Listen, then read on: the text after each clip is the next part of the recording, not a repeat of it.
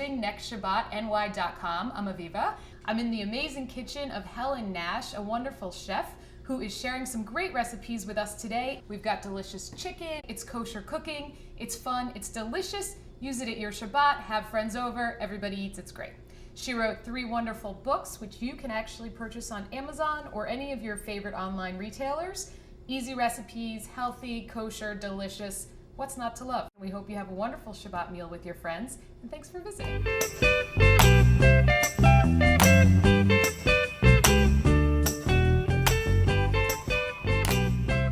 Chicken teriyaki.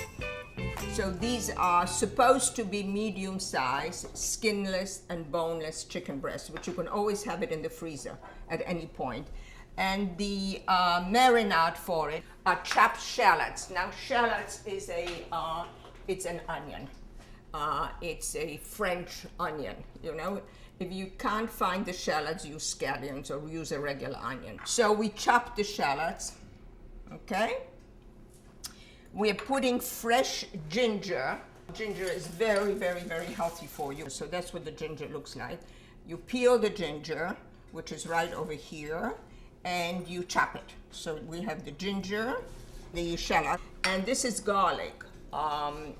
Peeled garlic, and you chop it first, and then afterwards you put kosher salt. You're able to chop it finer when you put the salt. There's the combination of the salt and the garlic that makes it chopped. So I'm combining so far shallots that are chopped, ginger that's chopped, garlic that is combined with kosher salt, it's chopped, and I'm going to put rice vinegar as the marinade.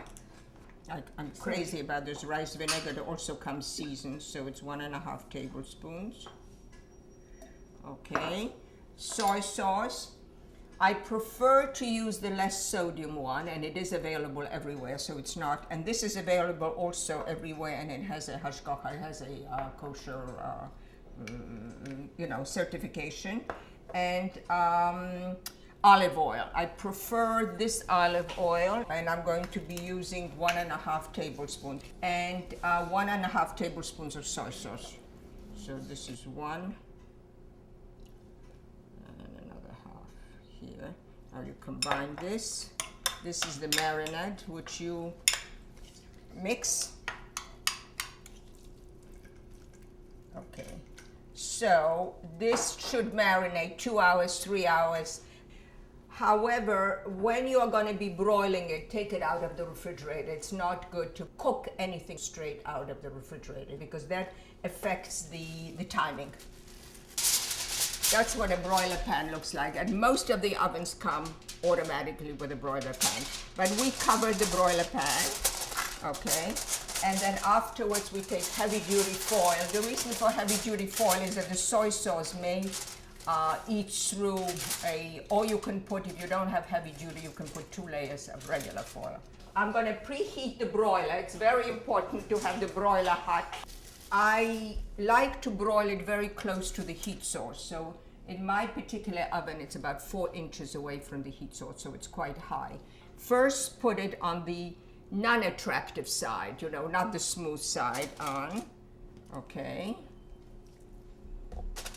Here, with the marinade over it. Okay. We are going to do it here, 4 inches from the heat source, which I will show you when the oven is preheated, and we're going to do it for 4 minutes, and then we'll turn it over and do it for 3 minutes. So now we're going to put it on the unattractive side for 4 minutes, and it's about 4 inches from the heat source. Now the quinoa is a very interesting grain. It can also be used for Passover. I just discovered that about 5 years ago, which is great because there are not too many grains for Passover. Extraordinarily nutritious, available everywhere, and it practically goes with anything, with chicken or with fish or in a salad. I have some recipes where there is quinoa and peas and, you know, all sorts of things. For this particular recipe, all you do is you boil some water, put a tiny bit of kosher salt, a tiny bit of margarine, a tiny bit of water, and we sprinkled the quinoa around. Cooks about 10-15 minutes, and the important thing is after it is cooked that you fluff it up with a fork. okay? And I'll show it to you, and it's finished, and it's fluffy.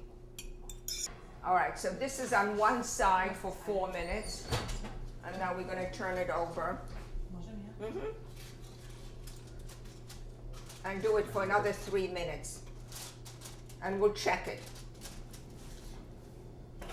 All right,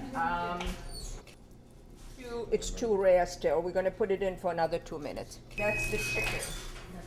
I show you that there is still a tiny bit of pink, okay?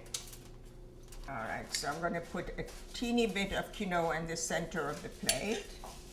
We're gonna cut the chicken into a fan shape at a diagonal.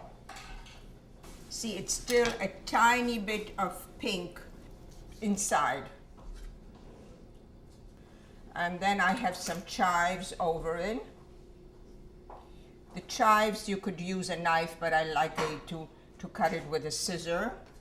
Then you could put some edamame on one side. Very nutritious. And I just grated some zucchini, but you don't have to do that. I just like to have lots of vegetables. So imagine if you were serving a very large crowd, you will have just one platter. You can take a larger platter, put everything on one, and then you don't have to bother. I'm gonna put this here. Okay. And some of the soybeans here around. And some of the zucchini, which we used on a mandolin, but you can cut it any way you want. So then you have one platter to wash afterwards. So you have two choices. One of them is to pre-plate if you have a small group and you have lots of friends helping you in the kitchen. Or if you don't have that, you can put it on any platter. So that would be the finished product.